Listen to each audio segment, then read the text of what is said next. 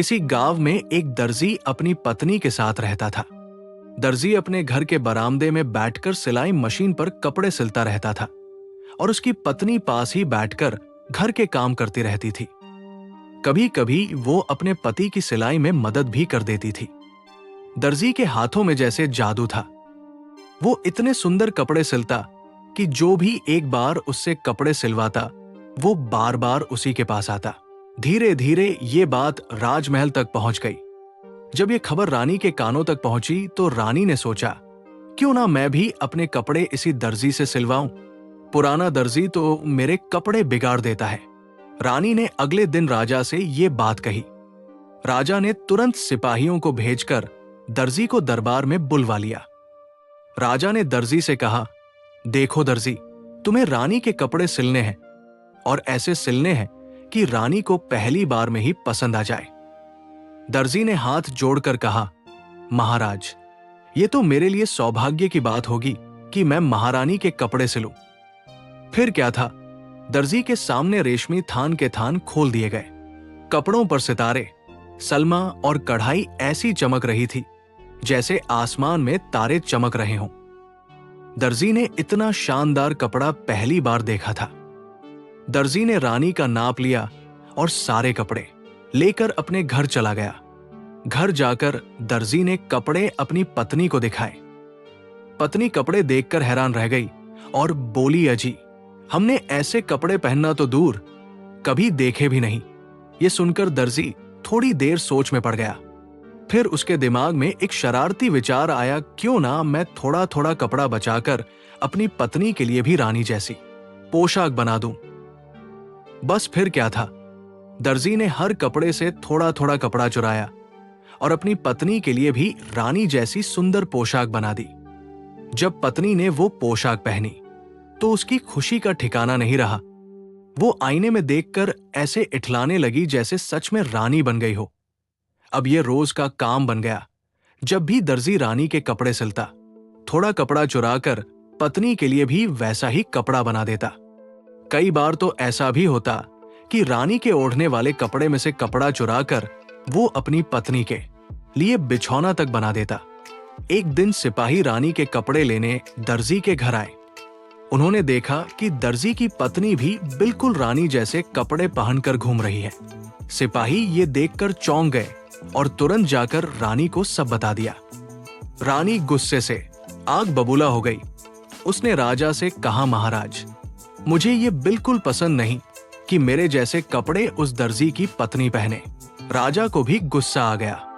उसने दर्जी को बुलाकर डांटा, तुम्हारी इतनी हिम्मत, तुम रानी के कपड़ों में से कपड़ा चुराकर अपनी पत्नी के लिए कपड़े बनाते हो।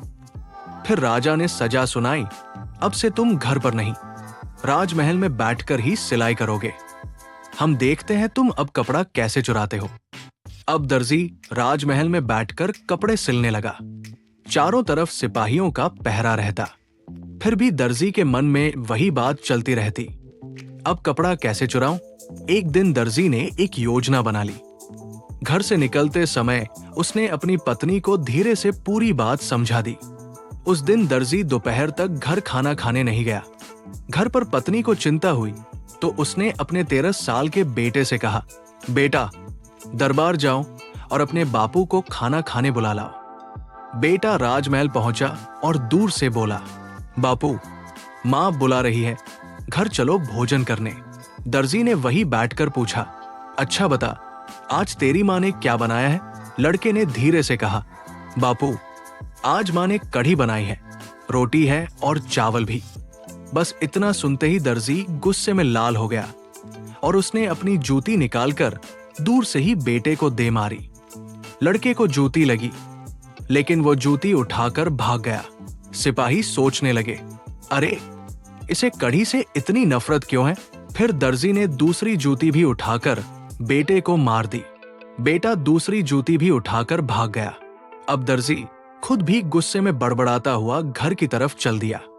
सिपाहियों ने जाते समय उसकी तलाशी ली, लेकिन उसके पास कुछ नहीं मिला।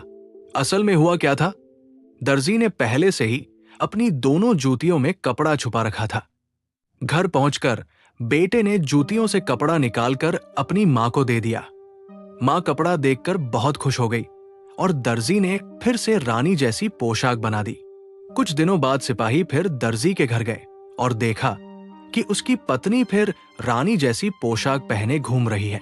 सिपाहियों ने राजा को बताया तो राजा फिर से गुस्से में आ गया। इस बार राजा ने कहा, अब तुम घर खाना खाने भी नहीं जाओगे, तुम्हारे खाने पीने की व्यवस्था भी यही राजमहल में होगी। अब दर्जी को खाना भी राजमहल में ही मिलने लगा। वो सुबह आता, पूरा दिन सिलाई करता और शाम को घर जाता। जाते समय सिपाही उसकी पूरी तलाशी लेते। अब कपड़ा चुराना बहुत मुश्किल हो गया था, लेकिन दर्जी तो ठहरा दर्जी, उसकी चालाकी कहाँ खत्म होने वाली थी। दर्जी को याद आया कि उसकी पत्नी ने घर में एक छोटी सी प्यारी चिड़िया पाली हुई है। वो चिड़िया दर्जी की पत्नी से बहुत प्यार करती थी। दर्जी जब घर पर सिलाई करता था तो चिड़िया उसके पास आकर चीं चीं करती। दर्जी उसे चुप कराने के लिए उसकी चोंच में कपड़े का टुकड़ा पकड़ा देता। चिड़िया उड़कर वो कपड़ा उसकी पत्नी के पास पहुंचा देती। ये चिड़िया का खेल बन चुका था। दर्जी ने यही तरकीब राजमहल में भी अपनाई। अगले दिन जब दर्जी राजमहल में सिलाई कर रहा था, तभी वो चिड़िया खिड़की पर आकर बैठ गई। दर्जी ने सिपाहियों की नजर बचाकर चिड़िया की चोंच में कपड़े का छोटा टुकड़ा पकड़ा दिया।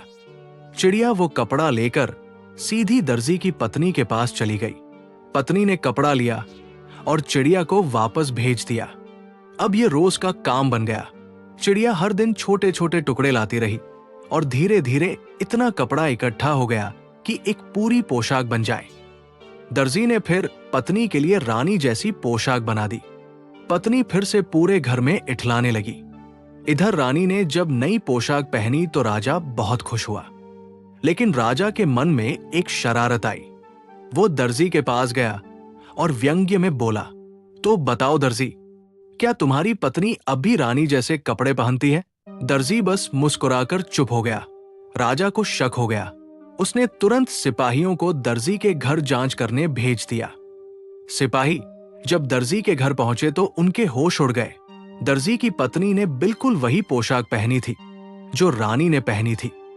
सिपाही दौड़कर राजा के पास गए और सारी बात बता दी। राजा सोच में पड़ गया। इतने पहरे के बाद भी ये कपड़ा चुरा ले गया और किसी को पता तक नहीं चला। राजा सिर पकड़कर बैठ गया। फिर अचानक हंस पड़ा और बोला, वाह रे दर्जी, एक दर्जी की जात और एक सुनार की जात, दोनों कमाल के चोर हैं। सुनार कब नथनी से सोना चुरा ले और दर्जी कब कपड़ा, पता ही नहीं चलता। राजा ने दर्जी से पूछा, भाई तुम अपनी हरकतों से बाज आओगे या नहीं?